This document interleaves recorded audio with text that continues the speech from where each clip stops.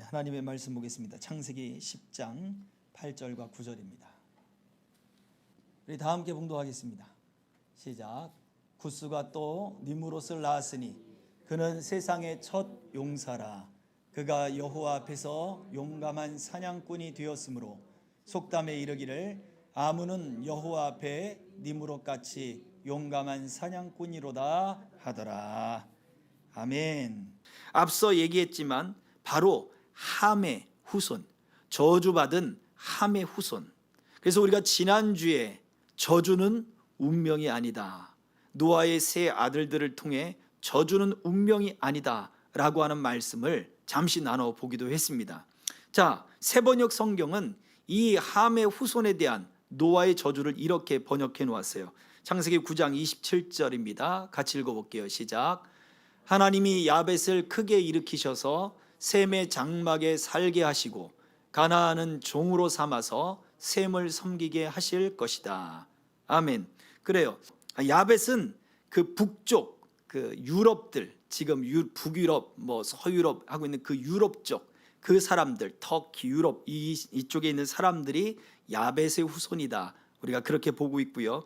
또 셈의 장막에서 살게 되는데 이 셈이 바로 셈의 후손 아브라함, 대표적인 인물이잖아요. 그 아브라함을 통해 결국 믿음이 열국으로 번져나게 될 것이다 라고 말씀을 하고 있고, 실제로 그리스도의 복음이 어떻게 전달됐습니까? 이스라엘 땅에서 전파가 됐지만 로마를 통해서 전 유럽에, 전 세계에 전파가 된 것이거든요. 그래서 야벳이 크게 되었지만 어떻게 해요? 셈의 장막에 거하게 된 것이었습니다. 셈의 후손들, 그들이 하나님을 향한 믿음, 그리고 신약 시대에선 복음을, 바로 그 복음의 믿음을 영향을 받는 민족들이 되었죠. 그런데 더 나가서 가나안을 종으로 삼아서 셈을 섬기게 할 것이다. 가나안도 함의 후손인데 가나안도 비록 종의 신분을 가졌지만 무엇이 열려 있습니까? 믿음에 대해서, 복음에 대해서 열려 있는 거예요. 그러니 이 이야기를 하는 이유는 지금 노아가 함을 저주하고 가나안을 저주했다 할지라도 함과 그 가나안, 그 함의 후손들이 저주를 받는 운명에 그냥 종족의 얼굴이 새까맣게 되어지고 아프리카에서 살고 그리고 거기에서 노예 생활을 하고 하는 그러한 것으로만 보아서는 안 된다 하라고 하는 것입니다.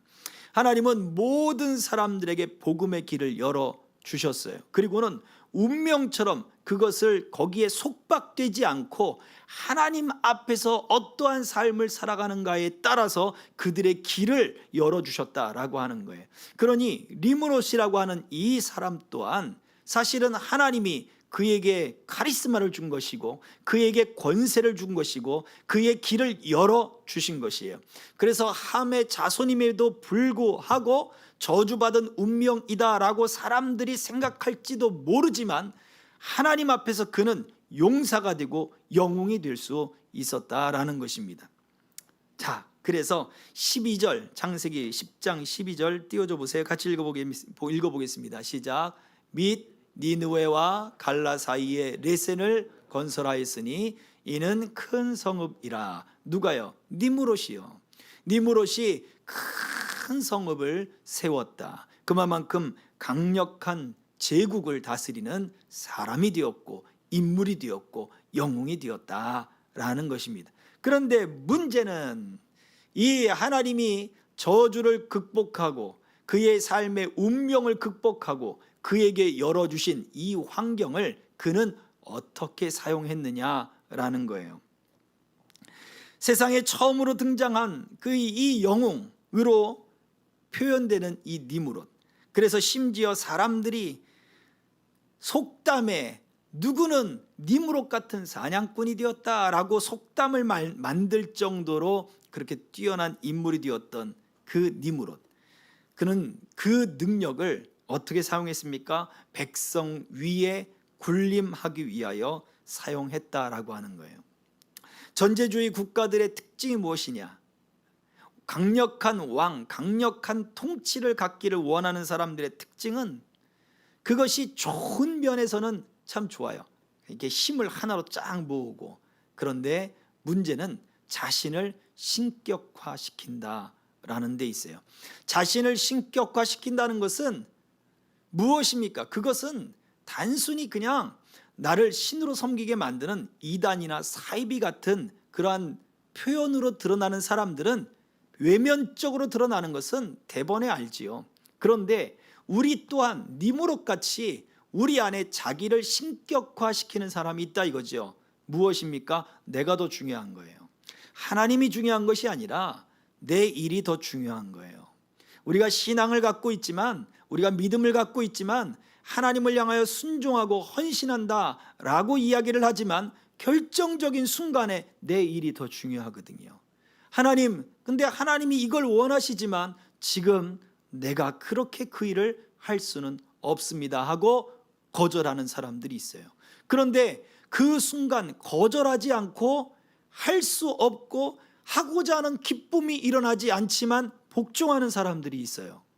차이가 무엇입니까? 자기 자신을 신으로 만드는 사람과 그렇지 않은 사람이에요. 그는 비록 그 안에 기쁨이 일어나지 못한다 할지라도 하나님의 뜻을 믿고 자기를 굴복시킨 거예요. 하나님 밑에 자기를 두어버린 거예요. 이것이 중요하거든요. 우리가 지난주에 노아의 세 아들들을 통해서 함의 이 저주는 운명이 아니다 라고 하는 이 말씀을 통해 하나님이 보시는 것은 무엇이라 그랬습니까? 범죄보다 무엇을 더 싫어하신다고요? 교만한 마음을 싫어하신다 라고 말씀을 나누었어요. 실제로 그렇습니다. 다윗이 범죄하고 회개하였기 때문에 하나님 앞에 다시 쓰임을 받았다, 사실이죠. 표면적인 사실이에요. 그러나 다윗의 회개가 다른 이유가 무엇이냐? 하나님 앞에 자기 자신을 낮춘 거예요. 그렇기 때문에 그의 회개를 하나님이 받으시고 하나님이 그를 사용하시고 내 마음에 합한 자라고 하신 것이지, 그냥 그가 회개했다고 해서 하나님이 내 마음에 합한 자라 말해준 것이 아니라고 하는 거예요. 철저히 하나님 앞에 자기 자신을 낮추는 사람, 그것이 하나님 앞에 복된 모습인 거예요. 그러나 이 니무롯이 영웅이었는데 영웅으로서 하나님과 대등한 존재로 자기를 세운 거예요. 어찌 보면 하나님보다 자기를 더 앞서서 더 위에다가 올려놓는 그 일을 시작한 것입니다. 성을 건축하다 보니 거기에 사람들을 동역하는, 사람들을 일을 부리고 그리고 그 사람들을 다스리는 법을 알게 되죠. 로하브가 생긴 거예요. 그래서 어떻게 일을 하게 되느냐? 결과적으로 그가 가지고 있는 이 힘을 가지고 바벨탑이라고 하는 그 일을 쌓게 되지 않았느냐라고 보아지는 것입니다. 1세기에 유대인 역사가 요세푸스라고 하는 사람이 있습니다. 이 사람은 바로 이 니무롯이 바벨탑을 쌓도록 사람들을 선동한 주요 인물이다 라고 이야기를 했어요. 강력한 나라를 만들고 강력한 제국을 건설하여 그 바벨탑을 쌓는 그 이유가 무엇이었습니까? 바로 자기들의 이름을 내는 것 아니었습니까? 그래요. 그래서 이 니무롯이 나타내고 있는 창세기 10장 9절 한번 띄워줘 보시겠습니까? 창세기 10장 9절 어떤 속담이 되었습니까? 같이 읽어볼게요. 시작. 그가 여호와 앞에서 용감한 사냥꾼이 되었으므로 속담에 이르기를 아문은 여호와 앞에 니무롯같이 용감한 사냥꾼이로다 하더라. 고대 세계에서 사냥은 단순한 동물을 노획하는 일이 아니죠. 이것은 전쟁의 연습이에요. 그리고 힘의 단련입니다. 전쟁을 연습하고 힘을 단련하고 조직을 움직이고 하는 그러한 일들을 이야기해요. 결국 사냥꾼이라고 하는 말은 전쟁을 통해서 자기의 욕망을 채우는 것이죠. 자기의 이루고자 하는 일들을 다 이루는 그 연습을 하고 있는 거예요. 결국 자기의 이름을 내고 자기의 그 욕망을 채우고 그리고 자기의 명성을 드러내고 자기의 힘을 과시하면서 사람들을 통솔하고 그들을 압제하고 그들을 억압해 나가는 이 일들을 니무롯이 하기 시작했다라는 것입니다. 물론 왕은 그 자기의 종족을 다스리기 위한 힘을 길러야 돼요. 조직을 움직이는 그러한 일들도 해 나가야 되는 것입니다. 당연한 일이에요. 그런데 문제는 그의 내면에 자기의 욕망을 채우려고 하는 것이 바로 가장 위에 있었더라 이거예요. 하나님보다 자기의 이름을 내세우는 것이더라 라는 것입니다. 이 니무롯의 나라, 창세기 10장 10절에 보면 그의 나라는 시날 땅의 바벨과 에렉과 악갓과 갈레에서 시작되었더라 라고 이야기를 하고 있어요. 그만큼 이 바벨이라고 하는 이 지역이 등장하지 않습니까? 결국 창세기 11장 4절 같이 읽어볼게요. 시작.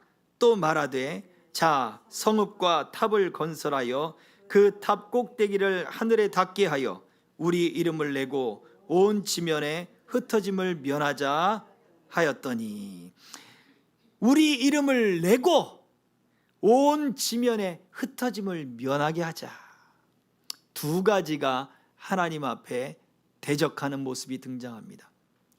하나님은 생육하고 번성하여 땅에 충만하라 라고 말씀하셨어요. 땅으로 흩어져라, 땅으로 나뉘어져라 라고 했단 말이에요. 사도행전 그 성령이 임하셨을 때 예수님이 하늘로 올라가시기 전에 말씀하시며 뭐라고 말씀하셨습니까? 예루살렘과 온 유대와 사마리아와 땅 끝까지 이르러 내 복음을 전하라고 했는데, 성령이 임하고 나서 그들은 예루살렘 안에 모여들기 시작했어요. 회개가 일어나고 3,000명, 5,000명이 회개하고 모여들었는데 예루살렘 안에만 다 모여 있는 거예요. 하나님이 어떻게 흩으셨습니까? 예루살렘 안에 핍박이 일어나기 시작해요. 스데반이 순교하게 만들고, 그리고 그 이후로 사람들을 잡아 죽이는 일들이 벌어지니까 그제서야 흩어지기 시작해요. 그 흩어진 사람들이 모여서 모인 곳에 교회들이 생겨나기 시작하고, 바울과 바나바가 가서 복음을 전하고 교회를 세우는 것도 있지만 스스로 흩어진 사람들이 모여서 교회가 세워지고 그곳에 가서 말씀을 전하는 곳도 많다고 하는 거예요. 하나님은 흩어지고 모여서 그들의 힘을 내세울 것이 아니라 생육하고 번성하여 땅에 충만하기를 원하셨습니다. 이유가 뭐예요? 모이니까 하나님을 대적하더라 이거예요. 하나님이 다시 우리를 물로 심판하면 어떡하냐 이거예요. 하나님은 우리를 보내기를 원하는데 싫습니다. 우리는 안 갑니다. 우리는 모이는 것이 좋습니다. 우리 이름을 내는 게 좋고, 강력한 이 통치 체제 아래 우리가 있는 것이 얼마나 좋습니까? 자, 단단하게 모여 있는 것이죠. 이것을 우리 내면적으로 한번 생각해 보자고요. 내면적으로 자기 자신을 신격화시킨다는 이야기는 나 외에 다른 사람에 대한 이야기가 전혀 들어오지 않는 거예요. 내가 다 옳은 거예요. 그러한 마음들이 내 안에 가득해요. 그리고 우리가 하나님의 말씀을 들을 때도 그 말씀 앞에 우리가 겸손하면 사람들 앞에서도 겸손을 배우게끔 되어 있습니다. 이게 하나님이 우리에게 보여주는 모습이에요. 왜냐하면 보이는 사람에게 겸손하지 못하는데 보이지 않는 하나님께 어떻게 겸손하겠느냐 이거예요. 그래서 우리가 사람들로 하여금, 우리 부모로 하여금, 또 우리 윗사람들로 하여금 그 겸손의 자세를 갖추는 사람이 하나님 앞에서도 겸손의 자세를 갖출 수가 있는 것입니다. 그런데 니무롯은 어떻습니까? 영웅이에요. 사람들로부터 추앙을 받아요. 사람들로부터 명예를 얻어요. 그 추앙을 받고 명예를 얻고 힘이 생기고 사람들을 다스리기 시작하면서부터 그는 겸손을 잃어버렸어요. 그리고는 하나님을 향하여 그 겸손을 나타내지 못하는 거예요. 그러니 하나님을 대적하여 우리 이름을 내자 이거예요. 하나님을 대적하여 흩어지지 말자. 왜 우리가 땅으로 흩어져야 되느냐? 이 좋은 곳에 지금이 좋사오니 우리가 여기에만 모여 있으면 되지, 우리끼리만 잘 되면 되지, 우리가 왜 여기에 있어야 되느냐? 이것이 가득했던 거예요. 그리고는 자기의 욕심과 자기의 욕망을 채우는 일들로 가득해 버렸던 것이죠. 결국 그렇습니다. 하나님은 창세기 11장 6절을 보니까 이렇게 말씀하셨어요. 다 같이 읽어봅니다. 시작. 여호와께서 이르시되 이 무리가 한 족속이요 언어도 하나이므로 이같이 시작하였으니 이후로는 그 하고자 하는 일을 막을 수 없으리로다. 이 결과 어떻게 됩니까? 그 다음 절에 하나님이 언어를 흩으셨고 사람들을 흩어 버리셨습니다. 자, 여기에서 우리가 생각해 보자 이거죠. 이 니무롯은 최초의 영웅이었습니다. 최초로부터 많은 사람들이 그의 통솔력을 인정하고 그의 지도력을 인정하고 함께 모여서 기쁨을 나누고 그를 따르는, 참 사람들이 볼 때 속담을 만들 정도까지 뛰어난 영웅이 되는 존재였습니다. 그러나 그는 그가 가진 것들을 가지고 어떻게 해요? 더 자기의 소유를 채우려고 해 나갔습니다. 자기의 욕망을 채우려고 해 나갔습니다. 하나님이 그에게 모든 저주, 노아의 저주마저도 완전히 끊어버리고 그를 위대하고 영웅의 칭호를 받을 수 있는 존귀한 자로 만들어줬다면 그는 하나님이 주신 것에 대한 가치를 알았어야 됩니다. 그리고는 하나님 앞에 겸손하고 그리고 하나님의 마음에 합한 일들을 해나가는 것이 그의 일이 되었어야 하는 것입니다. 우리가 하나님의 이름을 내자라고 했어야 되는데 우리가 우리의 이름을 내자. 우리가 하나님의 명령대로 땅에 충만해져 세계 곳곳까지 우리가 나아가자라고 했어야 되는데 그 땅으로 나갈 이유가 무엇이냐? 하나님의 말씀, 그냥 우리가 이룰 필요가 없다라고 하나님을 대적하는 존재가 되어버렸다라는 것입니다. 자, 여기에서 우리가 이 말씀이 우리의 안에 한번 생각해 봐야 할 것은 나는 니무롯 같은 마음이 없느냐라는 거예요. 하나님이 우리의 삶을 변화시켰을 때 오늘 우리가 불렀던 찬양들처럼 죄악에 썩은 내 욕심을 주님이 살리려 하셨고 주님께서 우리를 평생 갚아도 빚진 자로 만들어 주셨다면 우리가 이제는 우리의 이름을 낼 것이 아니라 내 소욕을 채울 것이 아니라 하나님의 이름을 내고 하나님의 영광을 드러내며 사는 것이 마땅하다라고 하는 삶의 자세가 우리에게 있어야 하는 것입니다. 사단은요, 우리로 하여금 범죄를 일으키려 할 때 이러한 범죄의 특징적인 것이 있는데 그것은 바로 자기가 가지고 있는 가치를 잃어버리게 하는 거예요. 자기가 지금 소유하고 있는 가치를 생각하지 않고 내게 소유되지 않은 것들, 내게 채워지지 않은 것들에 대한 욕망만 갖게 만드는 거예요. 누가 그랬습니까? 아담과 하와가 그랬어요. 아담과 하와는 하나님이 모든 것을 다 주셨습니다. 단 하나 동산 중앙에 있는 나무의 열매만 빼고 다 주셨어요. 그런데 그 사단이 와서 미혹하기 전까지는 그 모든 것을 다 누렸어요. 그런데 사단이 와서 정말 그 나무의 열매를 먹으면 죽는다고 했느냐라고 하는 이 말 한마디 때문에 그 눈의 시야가 바뀌어버린 거예요. 먹음직스럽고 보암직스럽고 그리고 먹고 나면 지혜가 생길 것만큼 탐스럽게 보이는 거예요. 욕망이 일어나고 욕구가 일어나는 거예요. 왜 하나님은 저거 하나 안 주셨지? 이렇게 바뀌어버린 거예요. 하나님이 다 주신 것에 대한 기쁨과 감사와 가치가 사라져버리고 왜 하나님이 그거 안 주셨지? 하나님 미워 라고 마음이 바뀌어버리는 거죠. 다윗도 그랬습니다. 다윗도 밧세바와의 그 간통 사건 이전에 그 다윗은 수없는 아내들이 있었어요. 왕으로서 후궁들이 있었습니다. 그런데 하나님은 네가 원했더라면 더 주었을 것이다 라고 말씀을 하신단 말이에요. 그런데 한 여인이 그의 눈에 들어와 버리니까, 죄가 그 마음에 들어와 버리니까 사람을 죽이고서도 깨닫지 못하는 거예요.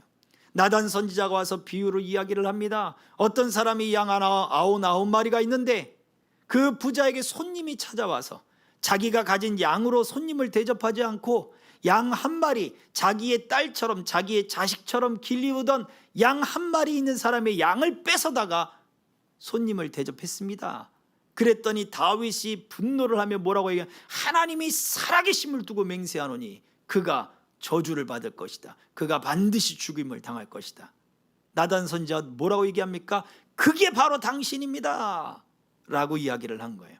자, 우리 마음은 안 그러냐 이거예요. 하나님이 우리에게 아름답게 하셨어요. 우리의 이름을 복되게 하셨어요. 우리의 삶을 하나님이 구원이라고 하는 은혜를 주셨고, 하나님이 영의 그 생명을 주셨고, 하나님이 모든 은총 가운데 우리를 이끌어 주셨습니다. 예수 그리스도를, 그 하나님의 외아들, 그 독생하신 예수 그리스도를 우리의 삶에 주셨단 말이에요.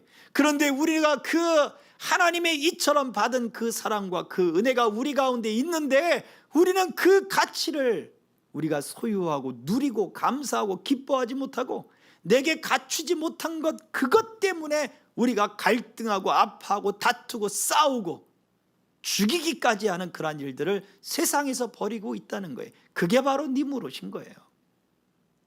혹 우리 마음에 그러한 마음이 있다면 우리가 바로 니무롯과 같은 존재예요.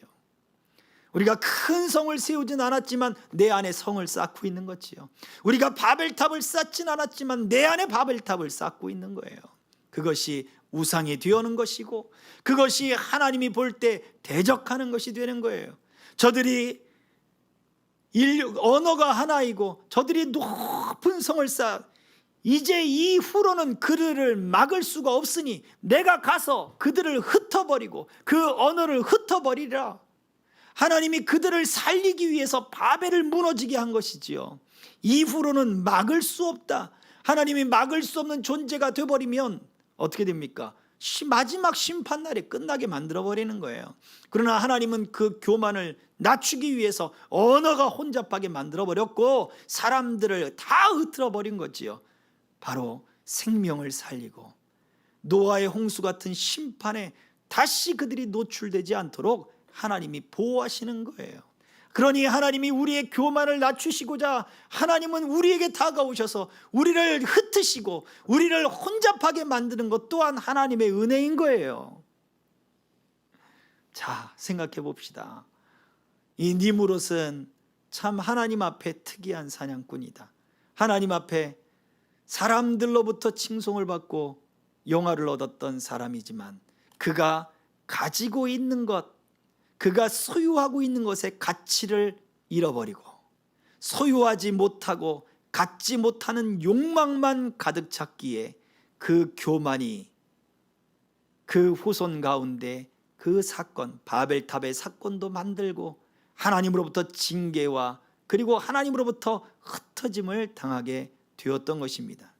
그러나 반대로 우리는 하나님이 우리에게 주신 것들의 가치를 알고 하나님 앞에 겸손하기를 배우고 그리고 또 하나님 앞에 순종하기를 선택한다면 하나님이 은혜 가운데 복 가운데 아브라함처럼 또 이삭과 야곱처럼 믿음의 가정들로 하나님이 선택하여 사용해 주실 줄로 믿습니다. 아담과 하와는 불순종을 선택했습니다. 그들의 능력을 가지고 그 뛰어난 지혜를 가지고 그 아름다움을 가지고 불순종을 선택했지만 저와 여러분들은 하나님이 주신 모든 지혜와 아름다움의 가치, 은혜와 믿음과 하나님이 주신 모든 것을 가지고 순종하기를 선택하시길 주의 이름으로 축복합니다. 아멘.